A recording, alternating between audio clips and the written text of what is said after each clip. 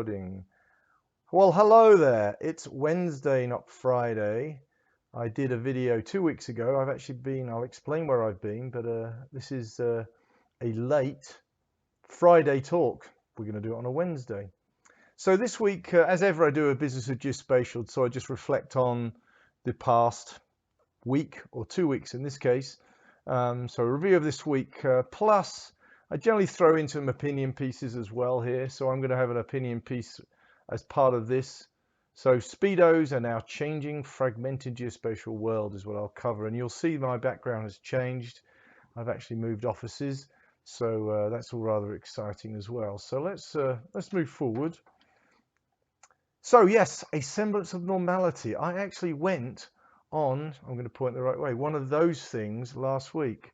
I won't tell you where I went, but it was rather exciting. First time I've flown for probably a year and a half, and it was a good experience overall. So I'm going to say a semblance of normality. We're not back to normal fully, but it was nice to actually get on an aeroplane and go somewhere. And I actually ended up, it was rather exciting actually. It was rather interesting. It was Pride Week where we were, so there were lots of speedos in evidence. And I think I joke sometimes I'm European, and when I left England in the 90s, we all wore speedos, and my wife banned me from wearing speedos. So even though I was on vacation, desperate to put my speedos back on, my wife would not allow it. So quick review, and that's rolled off the screen a little bit. Apologies. A couple of articles that I've posted over the last couple of weeks which caught a lot of attention, and I'll point you to them. I posted them in a couple of places just for your information. I put them in LinkedIn so you can directly go there, or I do a summary in a newsletter, and I'm just about to release the most recent newsletter coming up, so I bring everything together, the key ones in that newsletter, so you can get it in two places. This was a good one, how satellite data can boost agriculture, all about Earth observation data, and it's more of a discussion document and very particularly focused on Africa, but it was really a good one. Lots of people were interested in that particular article, so if you didn't read it, I point you at it. The second one, again, a bit of a roll off there, but it was actually in Cornwall. I'm actually from England, and some people were from Cornwall who commented on it, but it was interesting, some Earth observation stuff on sustainability and where to put wind turbine sites. So another very interesting article. I encourage you to read that one. I found it quite fascinating actually. So on to the opinion part of this conversation. Now I think I've mentioned before that I see our world as very fragmented. Let me dive into that in a bit more detail, and it's really I'm really going to focus on a question here. I'd love your feedback on this, because this is something I've really been focused on for a number of years, and I think it's a really important conversation. So let's just start. I've spoken about Geospatial 1.0, and again, it's a convenient label. It's certainly not set in stone. It's a nice way to categorize kind of where the industry's been geospatial, and really the two areas that have been most important. They're not the only ones, but GIS and remote sensing have been particularly important in that area of Geospatial 1.0. Very much public sector focus. So in the States here, it's federal, state, and local. Really where there are GIS or remote sensing departments, and again, map centric, and needs an expert in the middle. So we have that kind of map generation workflow in that world. Again, it's a massive generalization, but that's kind of where the 1.0 world sits. Still very active, still very, very important. The emergence of 2.0 has been a lot of the conversations that I've been involved with, and what I've been sharing in social media. And I've just put a couple of labels down there for that. Earth observation is very important. It's not just satellites. It's anything that's pointing and looking at the ground. IoT is obviously based around miniaturized sensors, actually as is Earth observation as well. A lot of that's driving this is these new miniaturized sensors, but IoT, been a lot of talk about IoT. 5G is going to be really important there, but again, very spatially focused. And then artificial intelligence, which is really the place where we can process that data, start analyzing that data. 2.0 is different to 1.0 in a, again, I categorize it because it's really taking advantage of these new streams of data that have really come on board really over the last couple of years, and using artificial intelligence and machine learning to actually work with that data. So we're not just talking about static data, which has been a lot of what the 1.0 world has been. We're talking about static and dynamic data. Again, you can read some of the things I've written about that stuff. So we've got these emerging worlds, and folks that are focused on each of these two worlds. They still remain somewhat separate, I'll say that. Again, I'm really interested in your opinions on this stuff. We've also got academia as well, and I'm going to put geoscience in this, and it's anyone that works in a geo sense. It could be geologists, it's obviously geographers, anyone that has geo within that world. In other words, anyone that studies a place on Earth. And again, geospatial is place on Earth, so really this falls under geospatial. But academia is another place where there's a lot of work going on in universities focused around this world of geo. Another group are the policy advocacy and standards groups as well. And I'll just, in the next slide, I'll talk about who these folks are. But there's a lot of groups that are actually promoting the world of geospatial, talking about its value. So they're really the ones that are, dare I say, those that are promoting it. To some degree, they are promoting it, but they're really engaged in value conversations, and they're talking with small and big organizations. So again, I'll put them under advocacy, but we'll talk about that in a bit more in a minute. Then there's a financial community, and you know, I've put two there: venture capital and private equity. Obviously, venture capital is really focused on the smaller companies, the emerging stuff, particularly in the 2.0 space. Private equity, some of those more established companies, we've seen a lot of activity in the geospatial 1.0 world with venture capital companies purchasing 1.0 companies. So there's a lot of activity in the venture capital and private equity space. Much of that, particularly, and again, if you look at my LinkedIn account and you look at the newsletter, you'll see that there's money pouring, particularly into the space economy. Space being the hardware and the software, sorry, the data that's being collected from particularly satellites, but Earth observation, I'll generalize and say that. So another group. And then the last one, it's not exhaustive this, but then you've got governments and NGOs. So they're really the guys that have questions that need answers. You know, and we can talk about the many different challenges that we face, hunger, climate change, sustainability, all of those big questions these are the guys that really are looking to try and solve some of these problems and more. So I put these groups together, and my suggestion is that I'm not going to say completely fragmented and disconnected, but the connections are they're not very solid connections. So let's just move to the next slide and talk about the organizations that are currently in place that I know about, that I've spoken to, and there are many more who fit into each of these categories. So let's jump in. So I will just put these blocks in: Geospatial 1.0, Geospatial 2.0.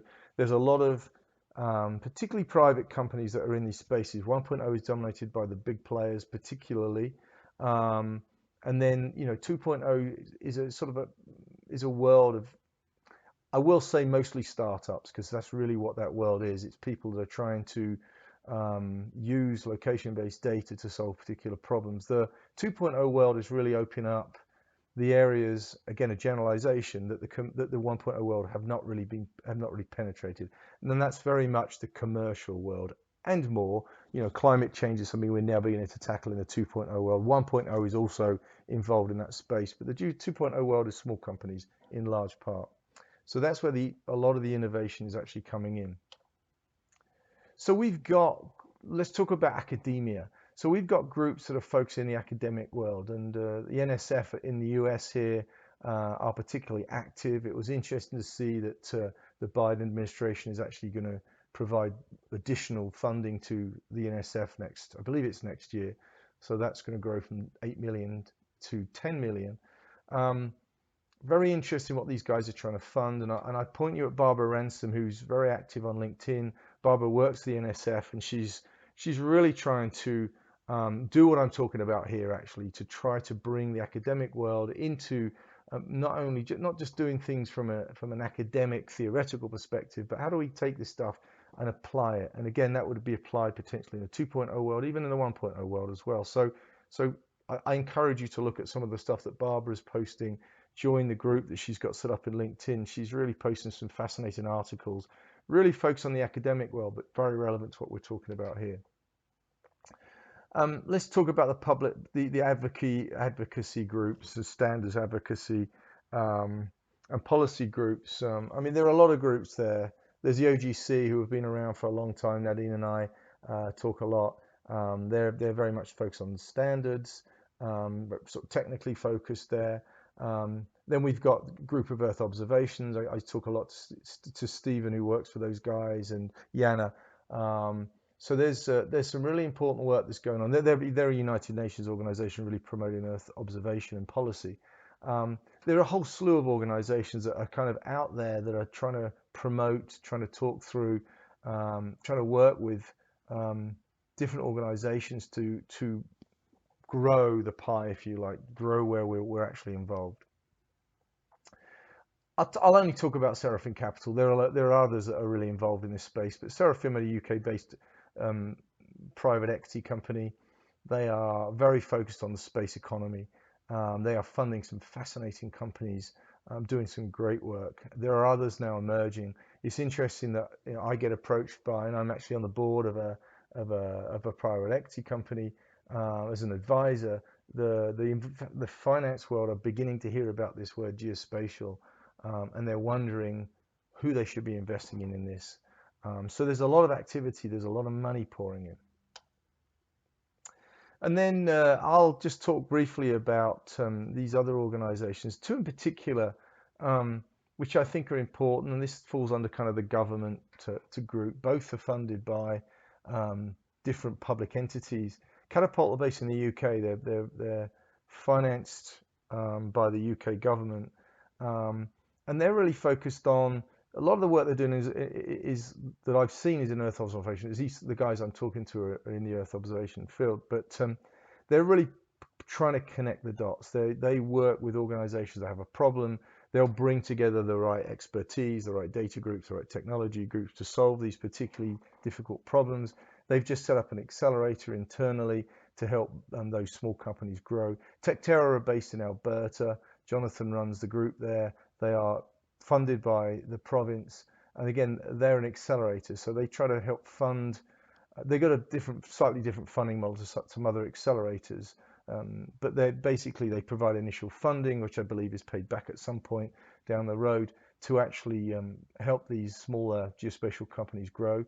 They provide mentoring, which I think is critical. You know, a lot of these 2.0 companies that are emerging might be good at technology, but they don't know the business side of things. And Jonathan shared with me that 70% of his time and their time is really spent on the business side of it. The rest, 30% or so, is spent on the technology side. So, you know, again, helpers. My point to where I'm going with all this is all a very disconnected world. I think the 1.0 operates in its own place and looks over as a beginning to sort of look at what 2.0 means to them. The 2.0 world barely knows what GIS is half the time and doesn't know who OGC are, for example. I'm generalizing, but you know, they're operating their own sort of space, trying to tackle these problems. We've got the NSF, which are trying to, and again, in Barbara's case, she's trying to encourage those in academia to take a more entrepreneurial approach to things. We've got the Earth observation and some of these other guys that are policy guys. They're more connected, but still, again, I talk to some of these guys and they say these guys are not talking to us. This is weird, you know. So, and then you got the venture capital and private equity guys who know the word geospatial, but they really don't know enough about that world. Now they're building expertise there, but wouldn't it be better if we all spoke together about this stuff? And then I look at Catapult and Techterra, who are publicly funded. In each case, they are local. The Catapult being in the UK, Techterra being in Alberta, but they're very much regionally focused. There's other examples as well in St. Louis. There's some important work in the US on, again, geospatial, but they're very regional.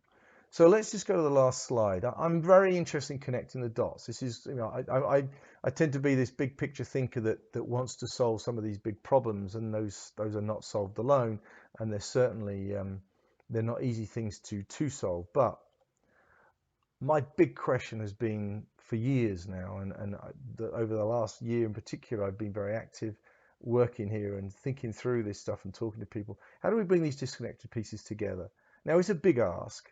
We've got organizations that were set up in the 1.0 world to kind of serve that world. We have other organizations that are emerging that are not necessarily connected to GIS. I mean, remote sensing and GIS are sort of, they're both technologies which are almost coming together. And, you know, at the end of the day, we're talking about location-based data. So how do we bring these pieces together? The thing that is in my mind is, should we be building a global catapult or a global Tectera? Something that brings these organizations together, something that helps those that are innovators bring those ideas and innovations to reality, to start really solving problems. There isn't really a centralized group that does this still.